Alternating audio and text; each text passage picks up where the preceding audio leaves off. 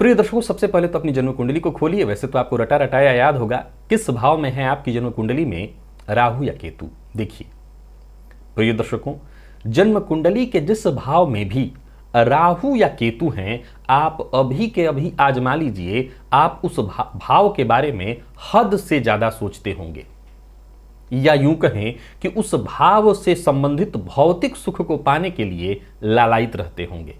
अब आप कहेंगे कि शास्त्री जी, यही सूत्र आपने कुछ दिन पूर्व चंद्रमा के लिए बताया था।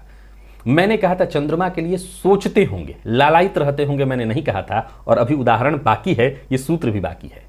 प्रिय दर्शकों, आगे ये सूत्र कहता है कि राहु केतु की चर्चा चल रही है, अगर आप उस चीज को पा लीजिए तो तय जानिए कि उससे शीघ्र ही आपको विरक्ति भी उत्पन्न हो जाएगी। चंद्रमा के लिए मैंने कहा था आप सोचते रहेंगे, राहु के लिए कह रहा हूं आप लालायित रहेंगे और पा लेने के बाद उससे आपको विरक्ति होगी।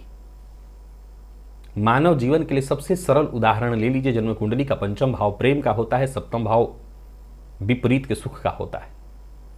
अगर आपकी जन्म कुंडली में राहु या केतु का इन भावों से संबंध है तो आप इस भाव से संबंधित जो भौतिक सुख है, प्रेम, इस सुख को पाने के लिए आप लालायित, शब्द पर जरा ध्यान दीजिएगा, लालायित रहेंगे।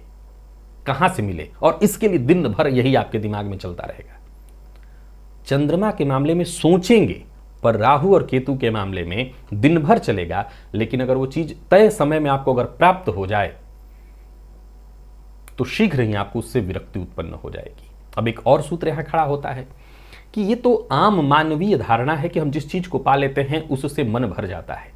मैं मन भरने की बात नहीं कर रहा हूं, मैं विरक्त हो जाने की बात कर रहा हूं। धन भाव में ऐसा ये योग है तो आप धन के लिए इतने लालायित होंगे कि कहां से आए धन, ये न कि न प्रकारेण, और फिर वही धन आपके लिए कुछ ज्यादा मायने फिर नहीं रखेगा, उससे विरक्ति हो जाएगी, उसमें अनुरक्त कहीं से नहीं रह पाएंगे। राहु और केतु में यही तो कमाल है।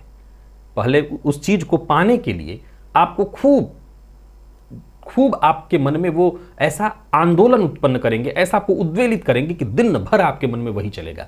आप जब भी कुछ और सोच रहे हो आपके दिमाग में वही चलेगा, और जब वो चीज आप पा लें तो फिर उस चीज से आपको परम विरक्ति होगी, ये भी तय है। अब कुछ लोग ये भी कह सकते हैं कि नहीं, मेरी कुंडली में ऐसा है पर मैं विरक्त तो अभी भी नहीं हुआ, इसका मतलब आपको पर्याप्त मात्रा में मिला नहीं वो चीज। अगर धन की बात करें तो धन ही नहीं मिला, भाग्य की बात करें तो भाग्य ही नहीं मिला, यानी जिस भाव में है ये वो चीजें आपको प्राप्त अभी नहीं हुई है, इसलिए अभी विरक्ति नहीं है। हो जाने दीजिए। राहु और केतु का यही तो कमाल है, विरक्त कराते हैं। जिस भाव में हूं उस भाव के प्रभाव से विरक्त करा देते हैं।